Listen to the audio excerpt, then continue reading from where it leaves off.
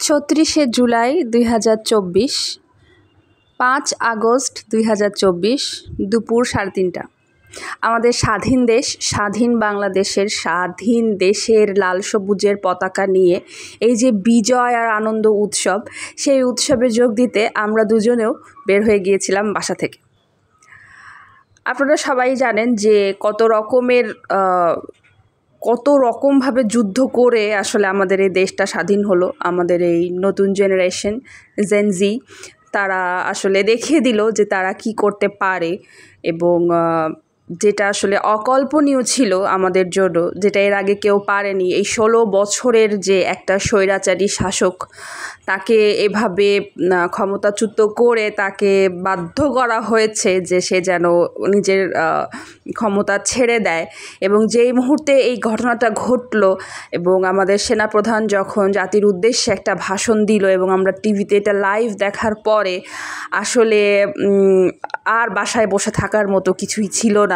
এতদিন আমরা বিভিন্ন সময় বিভিন্ন কিছু করেছি, যে যার জায়গা থেকে ছাত্রদের পাশে গিয়ে দাঁড়িয়েছি, তাদেরকে সব রকমের সাপোর্ট দেওয়ার চেষ্টা করেছি, এবং আসলে এটা অকল্পনীয় ছিল সবার জন্য। ওই দিন ওই সময় বাসা থেকে বের হওয়ার পরও আসলে বিশ্বাস হচ্ছিল না, অনেকেরই বিশ্বাস হচ্ছিল না যে আসলে কি হয়ে গেল, এটা কি থেকে কি হয়ে গেল।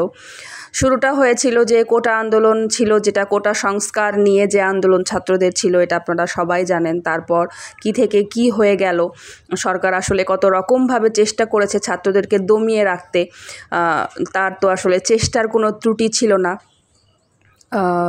আসলে ছাত্ররা সেই কোটা সংস্কার আন্দোলন থেকে তারপরে ৯ দফা দাবির আন্দোলন, এবং শেষ পর্যন্ত সেই আন্দোলনটা গিয়ে দাঁড়ালো ১ দফা ১ দাবি সেই আন্দোলনে। এবং ১ দফা আর ১ দাবি এটাই ছিল যে স্টেপ ডাউন হাসিনা। তো আমাদের x prime minister Sheikh Hasina ওই মুহূর্তে ততক্ষণে ইন্ডিয়া চলে গিয়েছিল। সবাই জানেন, নতুন করে বলার কিছুই নাই।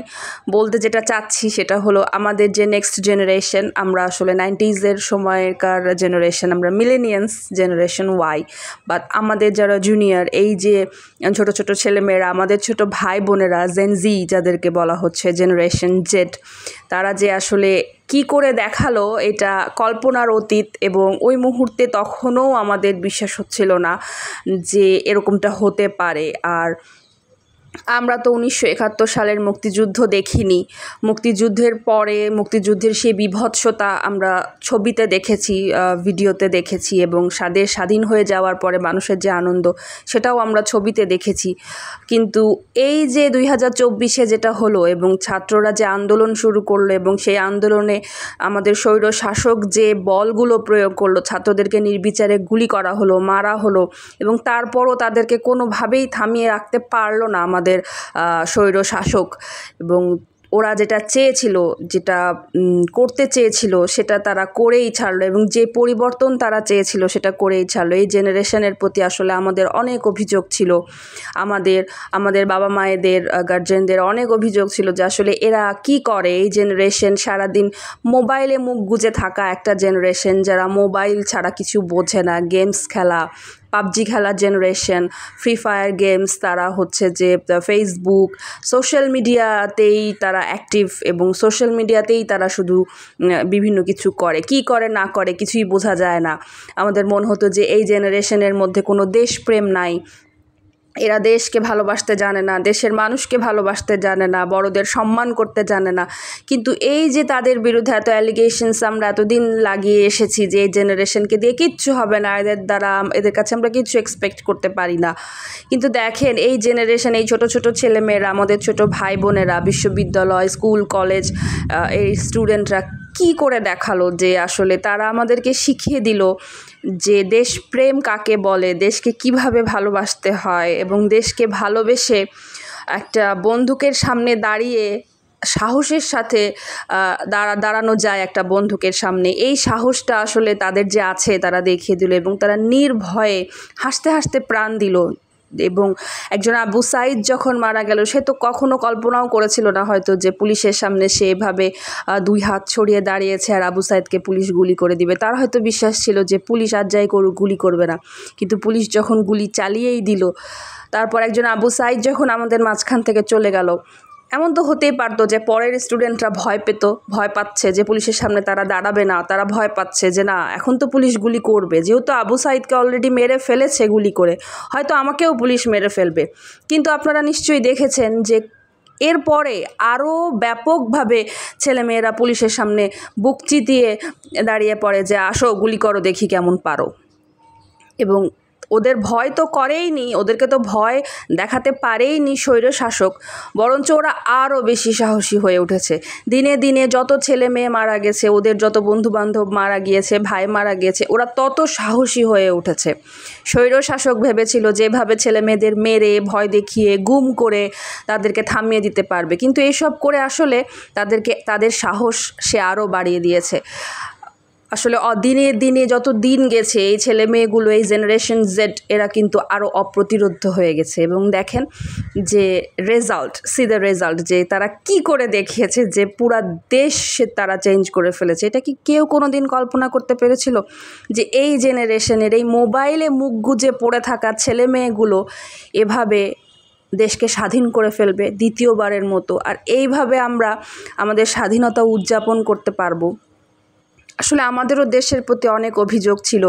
এই দেশে আমরা স্বাধীনভাবে কথা বলতে পারি না, আমরা স্বাধীনভাবে লেখালেখি করতে পারি না, আমরা সব জায়গাতে অবহেলিত নিপীড়িত হয়ে, একটা সরকারি অফিসে গেলে ঘুষ চাওয়া হয়, ঘুষ ছাড়া কোনো চাকরি হয় না, ঘুষ ছাড়া কোনো কাজ হয় না। অথচ দেখেন এই যে সিস্টেমটাকেই তারা পরিবর্তন করে দিল, এবং এই সিস্টেমের যে শাসক সেটাকেই তারা পরিবর্তন করে দিল। আশা করি যে আমরা এরপর আমাদের দেশ তারা তাদের মনের মতো করে, আমাদের মনের মতো করে তারা দেশ চালাতে পারবে। এবং এই ভিডিও যখন দেখছেন ততদিনে তো আমাদের অন্তর্বর্তীকালীন সরকার গঠন হয়ে গিয়েছে এবং উপদেষ্টারা নিজেদের দায়িত্বে বসে গিয়েছে। স্বাধীন বাংলাদেশে আমরা এখন কাজ করছি। আর এই যে ছেলে মেয়েগুলো রাস্তায় লিখছিল স্বাধীন বাংলাদেশ, তাদের সাথে আমিও একটু গিয়ে যোগ দিলাম।